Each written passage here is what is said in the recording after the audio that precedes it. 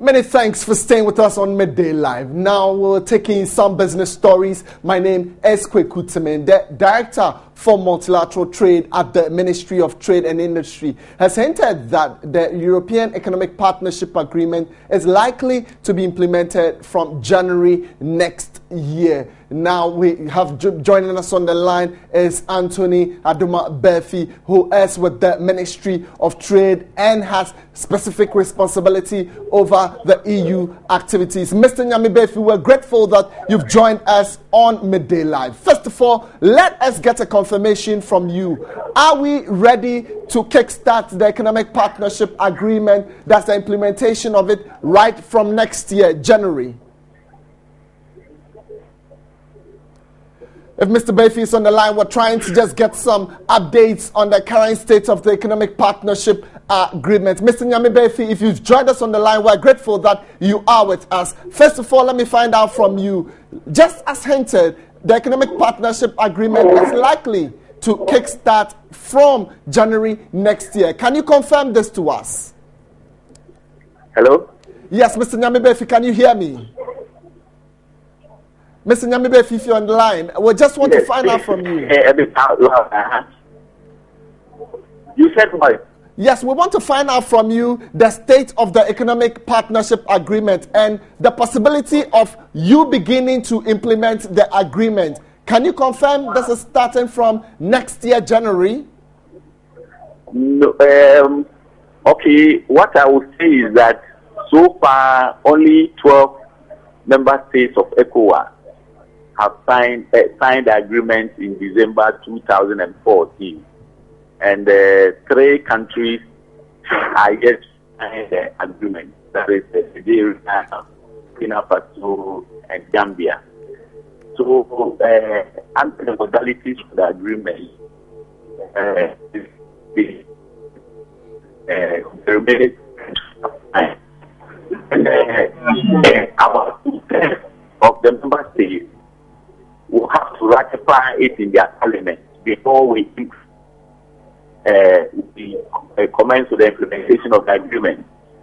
So far, no country in the West African region or West African in ECOWAS has ratified the agreement.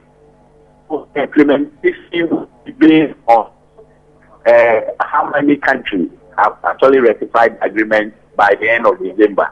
But as I said, if more than 2/3 of the member states ratify the agreement by December, then we can say that from 1st January 2016, the EPA implementation can start.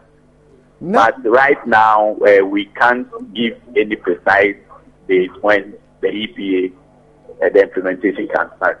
Okay, Mr. Nyami Befi, just before you go, can you share with us, indeed, Ghana's standing now? Have we agreed or we are going with the sub-region? No, what I can say is that the EU, based on the enthusiasm of Ghana and the Cote d'Ivoire to implement the EU, on the fact that we are the also developing countries in the ECOWAS region, the EU went ahead to amend its market access regulation and then came out of EU market access regulation N24, which was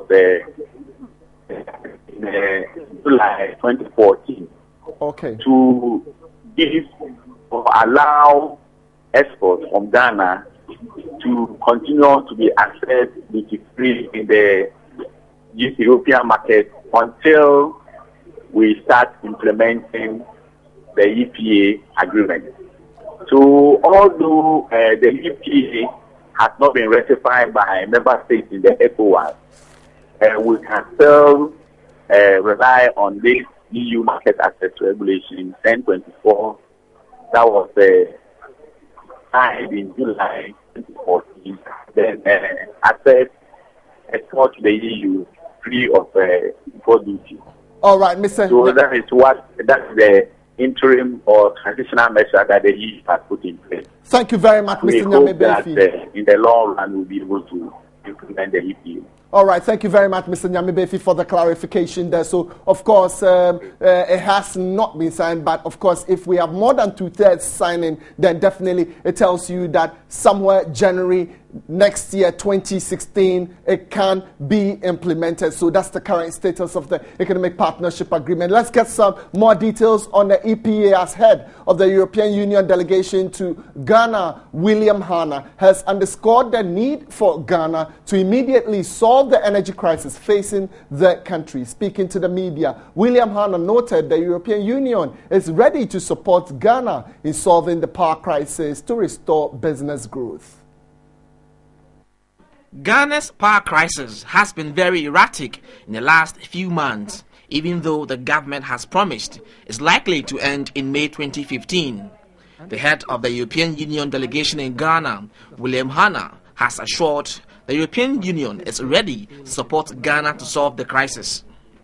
The country has been growing very strongly over the last few years, very strong growth, and so there is increased demand for the future. So there's a big challenge to provide electricity. We'd like to be part, I think, of the solution, whether it's through the macroeconomic support, whether it's through the investment of our companies, or indeed certain of our businesses are involved in that sector.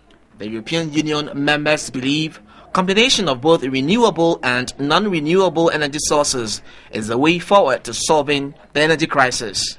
So energy is the key for any development. And we are very much encouraged by the decision and the ideas of His Excellency the President, for example, to install for 200,000 households solar panels, so to ease the situation also. If this is an off-grid solution, which is very important, we are ready for financing specific projects to ease the situation. German ambassador to Ghana, Rodrigue John, added that the European Union will continue its strong support to Ghana in pursuing her development agenda. All right, so that's about all we have for you in business.